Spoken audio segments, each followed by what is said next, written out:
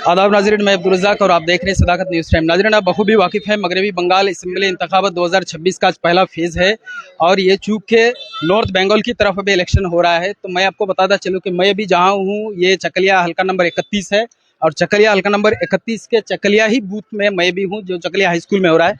तो कुछ यहाँ यूथ्स भी हैं, मैं उनसे भी बात करूँगा और यहाँ के जो वोटर्स हैं मैं उनसे भी बात करने की कोशिश करूँगा। लेकिन अभी जो सामने अभी मुझे वक्त ये नज़र आए, वेस्ट बंगाल प्रदेश कांग्रेस कमेटी के माइनॉरिटी सेल के ये सेक्रेटरी है, जनरल सेक्रेटरी हैं और साथ में मीडिया में भी बहुत अच्छी तरह से बात रखते हैं। सर से मुलाकात हुई तो मैं उनसे कुछ जानने की कोशिश करूंगा कि अभी सर शायद फील्ड में भी है, कांग्रेस की तरफ से वो अभी कुछ दिनों से यहीं चकलिया ही में है।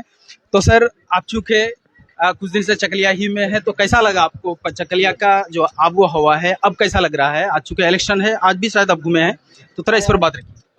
पूरे बंगाल में सबसे शांतिपूर्ण वोट अगर कहीं हो रहा है तो वो चकलिया में हो रहा है। और ये हम सब के लिए एक शांत मतलब खुशी की भी बात है और प्राउड भी होना चाहिए कि यहाँ वोट हो रहा है, लेकिन लग ही नहीं रहा है कि वोट हो रहा है। बाकी जगह हर कोई एक दूसरे को मारने के पीछे पड़ा है। ये बहुत अच्छी बात है। आज क्या आप इलेक्शन का जो माहौल है, आप घूमे कितने बूथ घूम के आए हैं? ज़्यादा तो नहीं, लेकिन गोदा सिमल गए थे, गंडाल गए थे, इधर कानकी की तरफ गए थे। सब जगह नॉर्मल है, सब जगह अच्छे से लोग खुशी के साथ वोट दे रहे हैं। उनको जिसको वोट देने का दिल कर रहा है वो उनको वोट दे रहे हैं और कोई किसी पे दबाव नहीं दे रहा है। ये बहुत अच्छी बात है, कुछ भी नहीं। अच्छा, चूंकि इस बार एक चीज देखा जा रहा है सर कि असेंबली इलेक्शन में इतने वोटर्स का नंबर ऑफ परसेंटेज नहीं होता था, लेकिन अभी ऐसे तकरीबन 65 प्लस हो चुका है। 1 बजे की ये रिपोर्ट है। तो ऐसा कि लोगों के अंदर ये उत्साह क्यों है, बदलाव के लिए या फिर एसआईआर करेक्शन? लोग बदलाव के लिए वोट कर रहे हैं और एसआईआर एक ऐसा मुद्दा है जो जबरदस्ती हमारे लोगों पे थोपा गया है, जानबूझ के थोपा गया है, ताकि जो लोग इस देश को इतने दिन से अपना वोट दे के या अपने काम करके खट के इस देश को बना रहे थे, उनसे उनका जो डेमोक्रेटिक राइट था वो छीनने का पूरा साजिश कोशिश और कहीं ना कहीं उसको किया भी गया है। और इसमें वो बीजेपी हो या टीएमसी हो, दोनों का ही मिला भगत हाथ है। तो उसके खिलाफ लोग आज बाहर निकल के एक परिवर्तन के लिए एक वोट कर रहे हैं, ताकि उनके साथ दोबारा ऐसा ना हो, उनको दोबारा धोखे में रख के ऐसा काम ना किया जाए कि उनसे डेमोक्रेटिक राइट छीना जाए, उनको इस देश का नागरिक ना माना जाए। तो ये बहुत अच्छी बात है। सर, वोट परसेंटेज चूंकि इस बार बढ़ेगा, तो वोट परसेंटेज बढ़ने से फायदा किस पार्टी को होगा?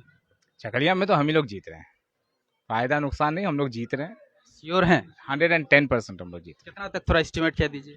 अब वो तो आप 4 तारीख को देखिएगा। 4 तारीख को अभी हम देखेंगे। कुछ कम बोल दें बाद में बढ़ जाए वो गलत रहेगा ना। तो बहुत ही अच्छा खासा मार्जिन से हम लोग जीत रहे हैं। अच्छा, चूंकि इस बार आप रहे भी, आज इलेक्शन से पहले आप कैंपेन में भी थे, तो कैसा लगा था रिस्पॉन्स आप लोगों को? चकलिया के लोगों को हमेशा से ही हमारे पार्टी पे भरोसा रहा है। खास करके हमारे जो लीडर हैं विक्टर भाई, उन पे उनका भरोसा हमेशा से रहा है। और हमारे जो लीडर हैं उनकी सबसे बड़ी बात यह है कि लास्ट 5 ईयर वो एमएलए ना होने के बावजूद यहाँ के लोगों के हर मुद्दों में सबसे आगे वो खड़े रहे हैं। इवन जीते हुए पार्टी या उनके एमएलए से ज़्यादा एक्टिव अगर कोई रहा है तो यहाँ पे वो विक्टर भाई रहे हैं। वो लोगों को एसआईआर का मामला हो या दूसरे राज्यों में जब लोगों को मारा जा रहा था, पीटा जा रहा था, एक हारा हुआ एमएलए जिसका कुछ लेना नहीं देना नहीं, जिसको कोई फाइनेंशियल सपोर्ट पार्टी के तरफ से नहीं, वो दूसरे राज्यों में जा जाके घूम घूम के लोगों का मदद कर रहा था। कर्नाटका में 2 हमारे हिंदू भाई थे, उनको पकड़ लिया गया था, जेल में थे, वहाँ से वो छुरा के ला रहे हैं अपने पॉकेट से पैसा खर्चा करके। तो एक ऐसा लीडर जब अपने आवाम के सामने जाता है तो वो ऑटोमेटिकली आवाम उनको चाहता है, उसके लिए अलग से कोई कोशिश करने की ज़रूरत नहीं है। इलेक्शन का आप लोग का मुद्दा क्या था सर? कि आप जो कह रहे हैं कि जीत रहे हैं, तो मुद्दा तो अच्छा रहा होगा, लोगों को समझ में आएगा क्या मुद्दा था इलेक्शन का? मुद्दा यही था कि जो पिछले 5 साल जो पार्टी और जो लोग इस चकलिया को सर्व कर रहे थे एज अ एमएलए बोलिए या पार्टी के अलग ओहदों में रह के, उन्होंने सिर्फ इनको धोखा दिया है। जितने वादे किए थे, जितने उन लोगों से कहा गया था कि ऐसा डेवलपमेंट होगा वैसा मतलब मैं जहाँ भी एक प्रोग्राम के बाद दूसरे प्रोग्राम में जाता था तो हर जगह लेट पहुंचता था। इसका कारण ही यही था कि जहाँ भी जाता था वहाँ उन्नयन हमको रोक लेता था। हर जगह मेरा गाड़ी का चक्का फंस जाता था।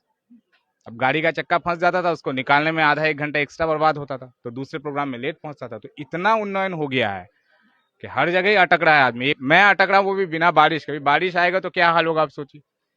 तो ये लोग लेकिन सर, जगह जगह तो देखा जा रहा है कि रोड में, रास्ते में कुछ काम तो हुआ है। देखिए, एक चीज समझना होगा, ये पहली बार मेरे नजर में आया कि जब भी डेवलपमेंट को दिखाया गया और इनोग्रेशन किया गया तो मरम्मत के काम का इनोग्रेशन होता है। ये पहली बार मैंने देखा। मैंने आज तक देखा था कि नया रोड बनता है, नया हॉस्पिटल बनता है, उसका इनोग्रेशन होता है। यहाँ मरम्मत हो रहा है, उसका भी इनॉग्रेशन होता है, ये पहली बार होते हुए देखा है। विक्टर साहब जीतने से क्या ये रोड रास्ता सब कुछ ठीक हो जाएगा? बिल्कुल होगा, कम से कम धोखा नहीं दिया जाएगा। कोई काम के लिए 10 लाख रुपए लेके 3 लाख का काम होगा, 7 लाख माल नहीं दिया जाएगा, ये गारंटी हम दे सकते हैं। लास्ट में सर क्या कह सकते हैं, क्योंकि अभी भी वोट हो ही रहा है, तो और बंगाल में और एक फेज 29 को है, तो आप क्या पैगाम देना चाहते हैं उन वोटर्स को जिनका अभी तक वोट नहीं हुआ? हिम्मत के साथ वोट दें और बदलाव ज़रूरी है। खास करके एक ऐसे सरकार का बदलाव ज़रूरी है जो हम जैसे मुसलमानों को हमेशा बेवकूफ़ बनाया है। हर बार हमसे वोट लिया गया कि हम मुसलमान के रहनुमा हैं, हम मुसलमानों के पक्ष में बात करते हैं, और आज उन मुसलमानों को आतंकवादी बोला जा रहा है। मोताबारी में घटना के बाद ममता इसको छाती पीट के कहती है कि मेरे सीआईडी ने अरेस्ट किया है इन लोगों को, ये सब आतंकवादी हैं। तो ऐसे इंसान को अपने गद्दी पे बैठा के रखना हम मुसलमानों के लिए भी शर्म की बात है। तो इनको जल्द से जल्द हटाना ज़रूरी है, जो धर्म की राजनीति करती है। आप एक भी इंसान यहाँ नहीं कह सकता है कि कोई बड़ा कॉलेज बनाओ, लेकिन आपको पता होगा 3 मंदिर बना है, उसमें से एक बन चुका है, एक आधा कंप्लीट है। कलकत्ता में दुर्गा स्थान बोल के एक जगह को जो राजा राट में जो एक कॉलेज के लिए रखा गया था, उस जमीन को अब वहाँ मंदिर बनाया जाएगा। तो आप मंदिर गिना सकते हैं, स्कूल, कॉलेज, हॉस्पिटल या रोड नहीं गिना सकते। तो ऐसे सरकार को बदलना जरूरी है। सर आप चूंकि अब एक पार्टी के बड़े ओहदे पर भी हैं, माइनॉरिटी के जनरल सेक्रेटरी हैं वेस्ट बंगाल में, तो क्या सर ये यहाँ का जो चकलिया का खास मुद्दा है, आप चूंकि चकलिया के वोटर हैं, तो यहाँ कॉलेज का सबसे बड़ा और हेल्थ का सबसे बड़ा इशू है सर, क्या इस पर आप कभी यहाँ या नेशनल चैनल पर बात रखे हैं? बिल्कुल रखे हैं, क्यों नहीं रखे हैं। जो सरकार 2 लिफ्ट नहीं चला सकता है, आपको पता होगा आरजी कर में लिफ्ट में दब के आदमी मर गया, तो जो सरकार 2 लिफ्ट नहीं चला पा रहा है वो बोल रहा है कि हम दुआरे सास्थो देवो, क्या ये पॉसिबल है? तो ये बात तो हम लोग उठा रहे हैं ना कि ये इम्पॉसिबल बात है कि आपके हॉस्पिटल में इतने डॉक्टर्स नहीं है, इतने नर्स नहीं है, और फिर आप बोलते हैं उस डॉक्टर को हम गांव-गांव भेज देंगे, तो हॉस्पिटल का क्या होगा? जो इमरजेंसी का पेशेंट होगा उसका क्या होगा? इसका तो कोई जवाब कोई नहीं दे रहा है। तो ये धोखाधड़ी है। ये लास्ट आपको मैं ये कह रहा हूँ कि आपका वोट जो है कौन सा बूथ में है? इसी में चकलिया हाई स्कूल में। वोट देने आते हैं फिर यहाँ? बिल्कुल, नहीं आ रहे होते तो एसआईआर में मेरा नाम भी कटा हुआ होता। लेकिन वोट के बाद कभी यहाँ का दौरा किए हैं आप? बिल्कुल किए, हमेशा हर इलेक्शन में, इलेक्शन के बिना भी हम यहाँ रहते हैं। लेकिन हाँ, हमको ज़्यादा वो आदत नहीं है फोकस में रह के लोगों को जताना। लेकिन जो लोग मुझे जानते हैं वो मुझसे हर 2 महीने 3 महीने में मिल सकते हैं, क्योंकि मैं एक नौकरी करने वाला इंसान हूँ, तो मुझे जॉब के लिए उस जगह रहना ज़रूरी है। अदरवाइज मैं जब भी मौका मिलता है मैं आता हूँ, और जो लोग मुझे जानते हैं उन लोगों से मैं हमेशा मिलता रहा हूँ। जी सर, वक्त देने के लिए बहुत बहुत शुक्रिया। आपका बहुत बहुत शुक्रिया।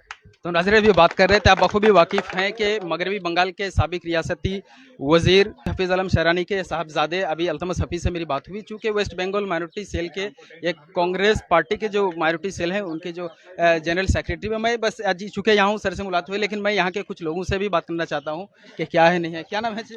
मेरा नाम अब्दुल हकीम है। कहाँ वोट है आपका? मेरी चकलिया हाई स्कूल में। तो वोट कर दिए? हाँ, कर दिए। इस बार चकलिया का पब्लिक जितना भी सोचता है बदलाव चाहता है, रास्ता घाट जितने भी है, हॉस्पिटल कॉलेज, सबके लिए परिवर्तन चाहता है, सबके लिए बदलाव चाहता है। परिवर्तन के लिए वोट किए? बस बस परिवर्तन। क्या नाम है चाचा? अताउल मोहम्मद कहाँ घर है आपका? चकलिया। वोट कहाँ की है? कौन सा आपका बूथ में पड़ता है? चकलिया पड़ता है बड़ा। चकलिया हाई स्कूल में? हाँ हाँ तो वोट कर दिए? हाँ, हो गया। किधर वोट चाह रहा है? कांग्रेस को दिए हम लोग। कांग्रेस को दिए? हाँ। तो कैसा लग रहा है कि आप जिसको वोट किए वो जीतेंगे? तो अल्लाह का मेहरबानी है, जीतने वाला है। जीतेगा? हाँ। अच्छा अच्छा, क्या नाम है?